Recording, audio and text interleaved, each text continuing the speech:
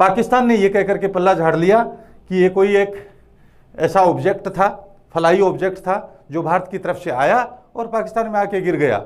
लेकिन पाकिस्तान ने सोचा ये तो बेइज्जती हो गई, कोई आया मार के चला गया, और मारने का मतलब है हमें मिसाइल मार के चला गया। ये ऐसे कैसे कोई भी आए बजा करके चला जाता है पाकिस्तान को। तो स्थिति ये हुई कि पाकिस्तान ने आधिकारिक बयान जारी कर दिया कि साहब हम इसकी शिकायत करेंगे, ऐसे कैसे हो सकता है, अंतर्राष्ट्रीय स्तर पर इस मुद्दों को हम उठाएंगे। पाकिस्तान एक न्यूक्लियर पावर देश है और उसके साथ साथ भारत भी न्यूक्लियर पावर देश है।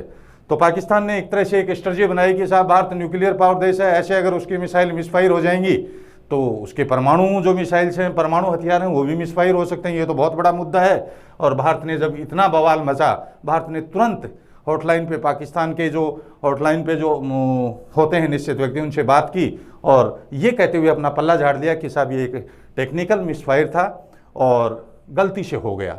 भारत यही तो चाहता था कि थोड़ा बवाल मचे, इंटरनेशनल लेवल पर इस बात की चर्चा हो, और चर्चा होने का फ़ायदा भारत को क्या हुआ मैं आपको बताता हूँ। देखिए, ये जो मिसाइल था वो भारत में यहाँ से चला।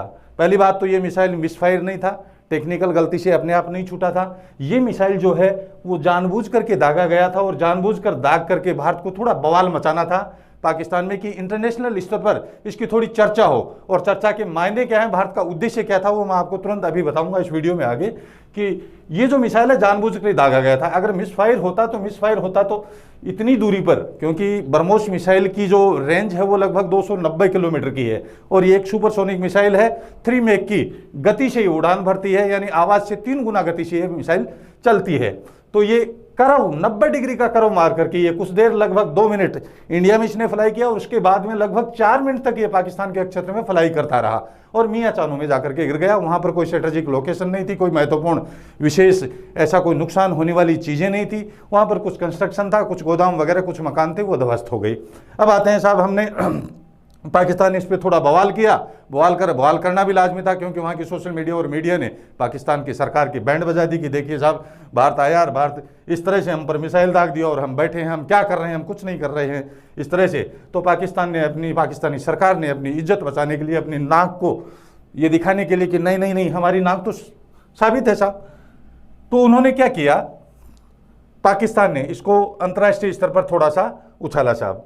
अब इसके उद्देश्य क्या थे ये तो मैं अगले वीडियो में, किसी दूसरे वीडियो में बताऊंगा कि ये दागा हुआ मिसाइल था न कि मिसफायर था।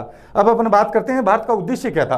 3 प्रमुख मैं बता रहा हूं कि इस मिसाइल को दाग करके, इस ब्रह्मोस मिसाइल को दाग करके भारत ने एक तीर से 3 शिकार एक साथ कर लिए हैं। और वो कैसे किए हैं मैं आपको बताता हूं।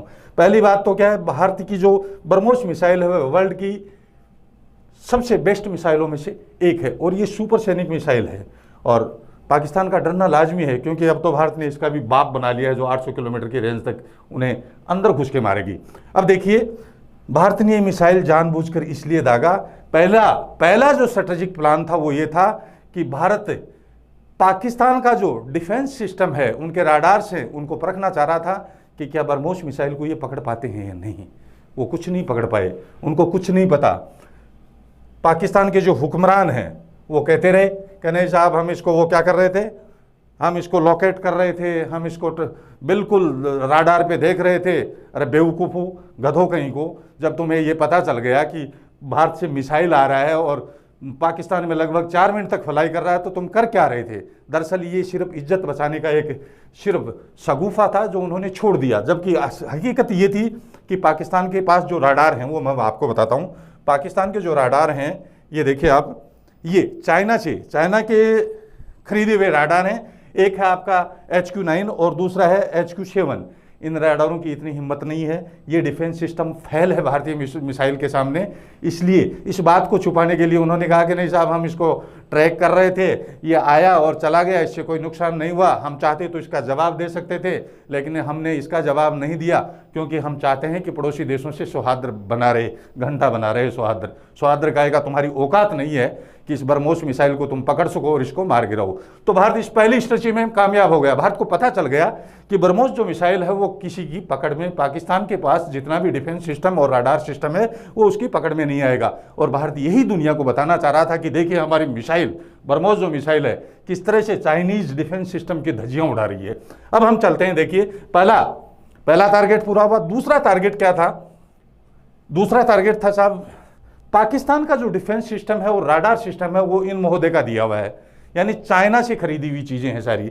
और चाइना में जिनपिंग महोदय को जब ये पता चला कि अरे भारत का बरमोश आया और पाकिस्तान में अपने डिफेंस सिस्टम और अपने सिस्टम के सारे की बैंड बजा गया, तो इनकी हवाइयाँ उड़ गई और भाई साहब की इन्होंने आंख तरेड़ना शुरू कर दिया। कारण इसका ये था कि इन्होंने महोदय ने आपके ये रूसियन संघ के जितने भी देश अलग हुए थे उनमें से लगभग देशों को, कुछ अफ्रीकी देशों को और खाड़ी देशों को, पाकिस्तान को, इनको ये सिस्टम बेच रखा था और कुछ को बेचने की तैयारी में थे। और इन्होंने बड़े ज़ोर शोर से इसको बहुत हाई फाई चढ़ा करके बता रखा था साहब हमारा HQ9 और HQ7 ऐसा सिस्टम है, ऐसा सिस्टम है, रूस के S-400 जो डिफेंस सिस्टम है उसका मुकाबला करने वाला है। अब इनकी पोल खुल गई। चाइनीज़ माल चलता कितने दिन है, हमारे यहाँ तो कहावत है कि भाई साहब चाइनीज़ माल है इसका कोई भरोसा नहीं है। ये बात हमारी ब्रह्मोस मिसाइल ने चाइनीज़ के सामान पे जो थी हमारे जो लागू होती बात वो क्लियर कर दी कि बिल्कुल ऐसा ही है। तो इनके डिफेंस सिस्टम की बैंड बज गई। दूसरे देशों ने जो खरीद रखा था, जो खरीदने की तैयारी में थे, उन्होंने कहा कि बड़े ये क्या हो रहा है अभी, तुम संभालो, तुम्हारा ये सिस्टम हमें नहीं चाहिए। तो वो उधर से भारत का ब्रह्मोस मिसाइल आया, उसको नहीं पकड़ सका, किस काम का है, बेकार है ये तो, इसलिए इनको झटका लगा। और तीसरा जो सबसे महत्वपूर्ण निशाना जो था भारत की तरफ से ब्रह्मोस मिसाइल का उद्देश्य जो था वो मैं आपको बताता हूँ।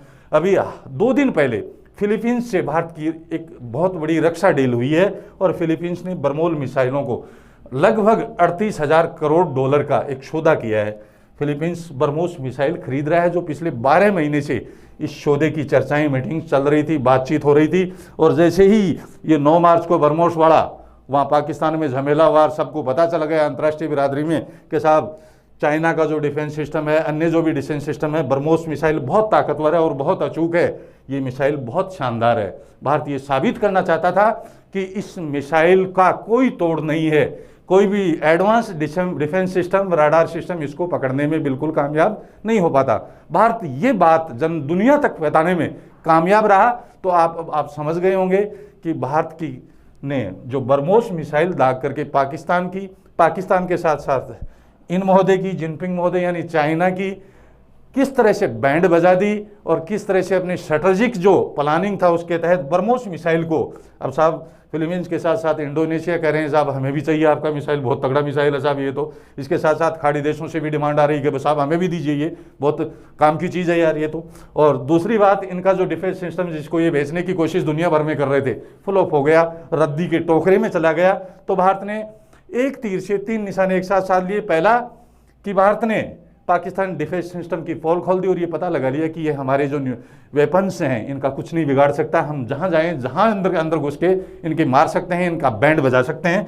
दूसरी बात, इन महोदय के जो चीन के जो रक्षा सिस्टम जो दुनिया को ये बेच रहा है बेवकूफ़ बना करके, उसकी पोल खुल गई। और तीसरा, इसने अपनी इसकी ब्रह्मोस मिसाइल की जो डिमांड थी ये बताने के लिए दुनिया में कि हमारी ब्रह्मोस मिसाइल वर्ल्ड की मानी हुई सुपरसोनिक मिसाइल है साहब, इसको आप खरीदिए, इसमें सफल रहा।